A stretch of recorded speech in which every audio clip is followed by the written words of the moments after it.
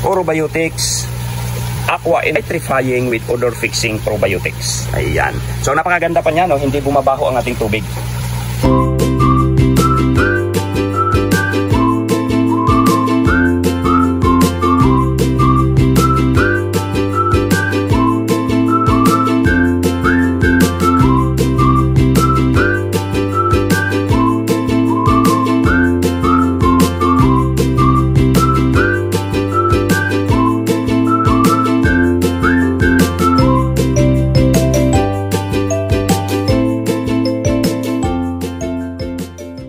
Isang mapagpalang araw mga ka-farmers. So muli, nandito na naman tayo. Update po tayo sa ating pong mga ka-farmers dyan at sa ginagawa ko po dito sa mga crop fattening ko natin. Ayan.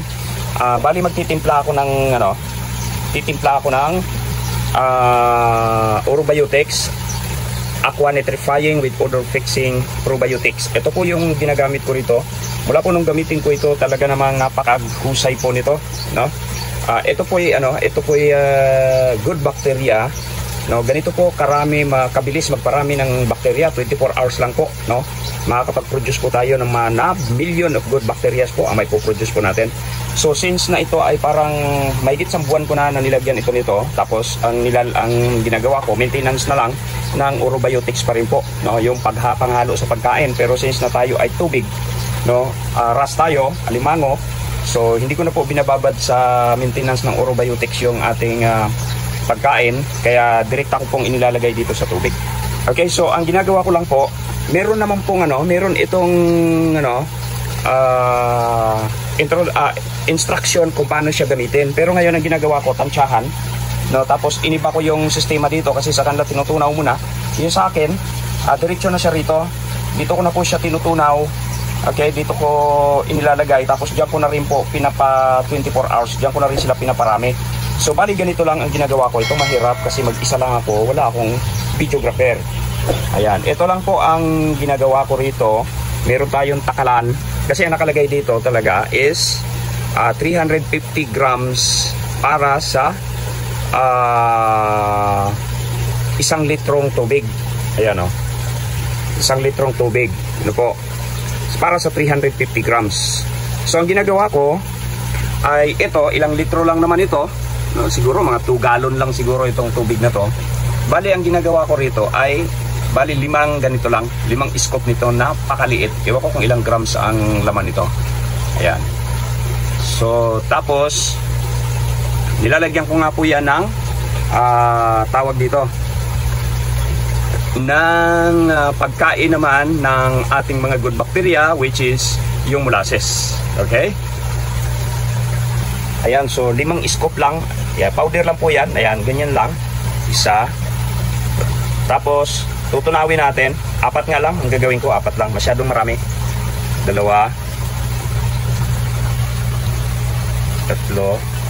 Tama na yan, 4. Yun. So pagkatapos niyan, lalagyan natin yan ng molasses. Saka natin tunawin. May konti pa akong molasses, no? Ito na lang yung molasses ko, konting-konti na lang, no? Parang mga 4 na kutsara na lang. So sa ganyan lang naman karami tubig. Okay? Kaya okay lang ito. Ganyan lang, pakunti-kunti lang po ang nilalagay ko talaga. So yan, iubos na natin itong molasses natin. Bali ang kung gusto niyo gumawa ng ganito sa mga ras ninyo, sa mga pan, kahit po gaano kalaking fish pan po, pwede rin pong lagyan nito, ano po. Pero sa mga karaniwan, dito lang po tayo para mabilis. Sa ganitong sistema lang po ako nakagawa nito. Mga backyard farm, no, may mga gumagawa niyan, no. Ang purpose lang po nito ay para dumami o makapagparami po agad ng good bacteria na siya pong magkokontrol naman ng ammonia, no po. So kailangan natin ng good bacteria para makontrol ang ammonia. And then kung mapapansin ninyo dito sa aking filtration, bakawan po yan, no. May nakapag-share din sa akin na gumagawa ng ganito, na mayroong crab fattening. So mabilis daw ito, sabi niya, no. Ako hindi ko na na-observe dito. Mabilis daw ito mag convert ng ng nitrates, itong tawag dyan, itong mga bakawan natin. Ayan, mahaba na po yan, meron pa rin ako dito. So Mula nga naman nung ginawa ko to, wala po akong palit-palit ng ano rito ha. Hindi po ako nagpapalit ng tubig. Bali ang ginagawa ko ay dagdag lang po ako ng dagdag. Katulad ngayon, nagdagdag na naman ako ngayong umaga ng 4 na galon. Okay, so 4 na galon po ang aking dinagdag. Kaya kailangan ko nang gumawa o maglagay ng ganito pong ng probiotics natin para sa ating bakterya. Kasi nag-test din po ako ng tubig, ay medyo nagbiberde-berde na po siya. So mga 0.25 ppm siguro ito. Okay, pero yellow pa rin yun. Kaya lang may verdis na. Kaya pagkatapos ko magdagdag ng 4 na galon, so tinisting ko po yung tubig, ayan na siya. Okay pa rin naman kasi kadadagdag ko lang ng tubig. Titingnan natin mamaya kung gaano kataas ang ammonia ng tubig namin sa puso. No po, napakataas po niyan. Ang aking mga dinadagdag galing po diyan sa puso, no. Ayan. Kaya tumataas po agad ang ating ammonia. Okay, so ayos na ito, no. Tunawin lang natin o haluin lang po natin 'yan pagkatapos na kung medyo malaki po ang inyong paglalagyan, syempre magdadagdag kayo, no, magdadagdag kayo. Depende na po, tansyahin niyo na lang, no. So ngayon, pababayaan natin ito ng pwedeng 12 hours ayon po sa instruction, no. Kahit 12 hours pwede na 'yan, pero ang ginagawa ko ay 24 hours kinabukasan. Bukas ko pa 'to i-refill dito, i-mark up itong ating good bacteria na to, itong probiotics natin na to. So ang napakaganda nito, talagang ang bilis po mag-eliminate ng ng ammonia, no? Tested na po to. Marami na nakasubok at maging ako ay nasubukan ko na, Pero ang gagawin natin, tatakpan po natin 'yan, no? Tatakpan natin 'yan para hindi po makontamina ang ating probiotics, no? Kasi may posibilidad na makontaminate po 'yan, kaya ang ginagawa ko, tinatakpan ko po. So ito lang yung ginagawa kong pantakip. Ayan. Pagkatakip po natin, hindi po pwede na wala siyang irritor, no? Ito naman yung irritor na inilalagay natin dito, no, para hindi mamatay yung good bacteria natin. Kailangan nila ng oxygen, no? Kailangan ng oxygen, ayan siya.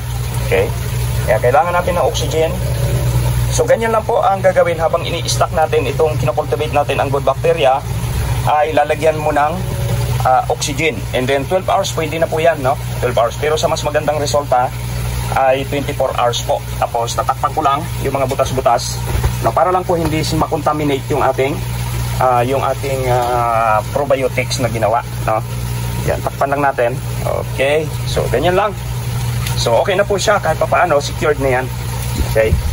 So, ganyan lang po ang paggagawa ng ating probiotics aqua nitrifying with odor fixing probiotics. Ayan. So, napakaganda pa niya, no? Hindi bumabaho ang ating tubig. Okay, so yun lang mga ka-farmers.